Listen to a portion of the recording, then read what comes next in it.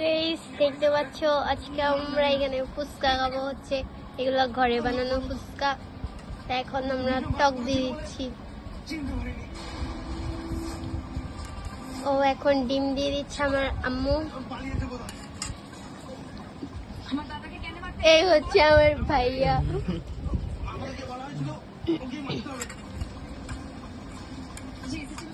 এখানে ডিম দিয়ে দিচ্ছে এখন। কত স্টাইলে দিতেছে হয়নি দেখতে পাচ্ছ। বুদ্ধি আছে তো তাহলে তো আমি কি করবো নিয়ে যেতাম। দেখতেই তো পাচ্ছ, দেখতেই থাকো। হয়েছে?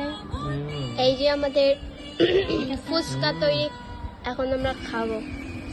দেখান দেখো তোমাদেরকে একটু লোভ লাগাই দিচ্ছি। Bye bye, ta-ta, see you. আজকের ব্লগ এতটুকুই।